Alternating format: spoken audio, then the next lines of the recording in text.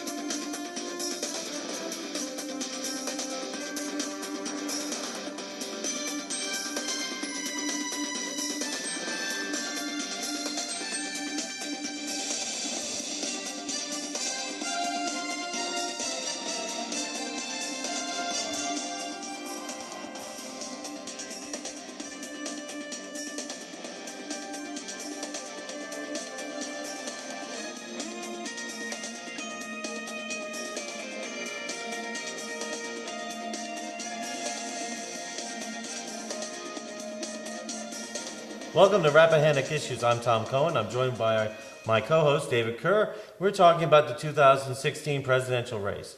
We're taping this on the day after the Indiana primary, May 4th, and Indiana was a very big day for the campaign. On the Republican side, we'll start with them. Donald Trump scored a big victory in Indiana, 53%, which made Ted Cruz drop out of the race. And then as we tape this, John Kasich is dropping out of the race. So there's really just now one candidate on the Republican side, and that's Donald Trump. And so, David, this has been quite several months since last we talked about this. I feel a little like Dorothy in The Wizard of Oz. I went to, there was a storm, and then there was this massive tornado, and I've woken up in this very strange land two people told me couldn't exist. And everything is turned around. Back in late 2015, Larry Sabato with the University of Virginia Center for Politics had called Donald Trump the strongest candidate that could never be nominated. And now here in Oz, which is where apparently we are, and Donald Trump is the candidate, it's all but over. The Republicans, as you pointed out, his opponents have dropped away, Kasich and Cruz.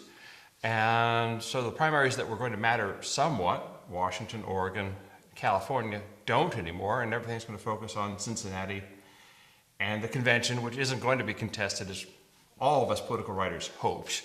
And I'm still sorting out this new universe I'm in. I've never imagined Donald Trump as the nominee, and I don't know how the alignment's going to work. I mean, once we get past this period of sort of post-Donald Trump victory, euphoria, oddity, what really happens? I mean, how do you think it's going to evolve? Well, and quite honestly, it's not really that alien or Ozonian.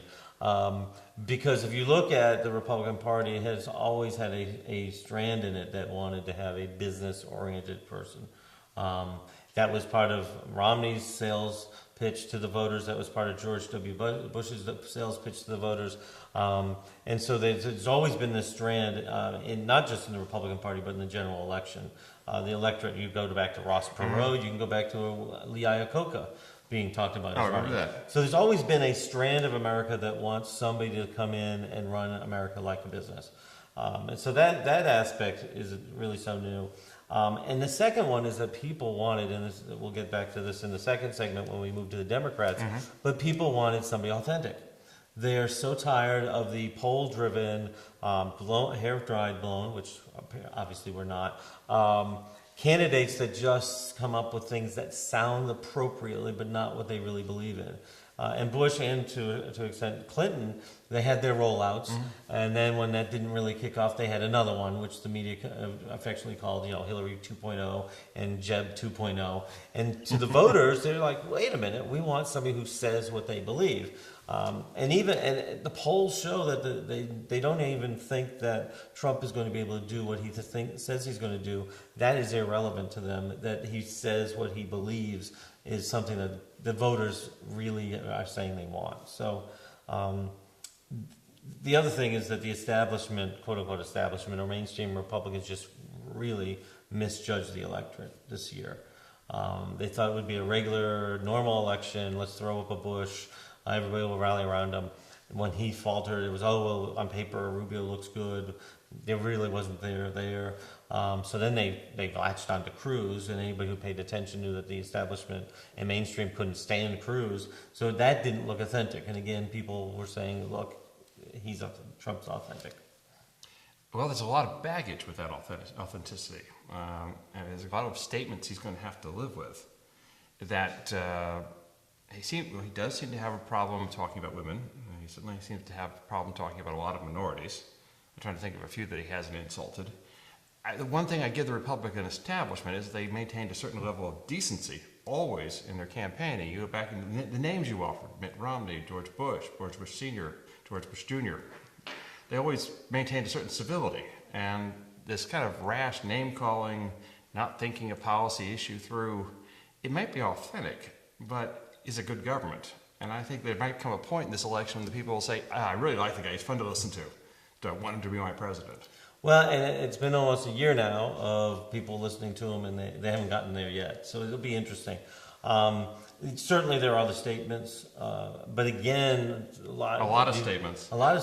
But there's a strand of America that believes them, or don't feel that they are as offensive as the New York media likes to say. If you watch some of the talking heads, they'll sit there and they don't understand how the Americans feel as though the economy's not working, or that we're not putting America first, or things of that nature.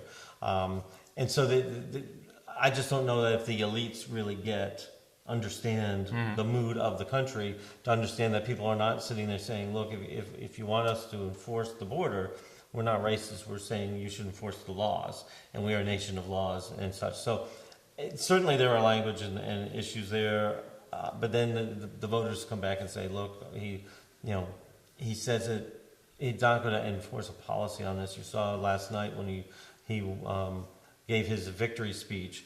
It was very conciliatory to Ted Cruz, very respectful, and then spoke about other groups they're trying to get jobs for, and sort of the mentality of they want jobs, so this is the big thing. So it will be interesting. I mean, it will be, and we'll get to this with Clinton, two candidates with massive negative ratings. No argument there. And it is going to be, and we'll get to this when we get to the general election.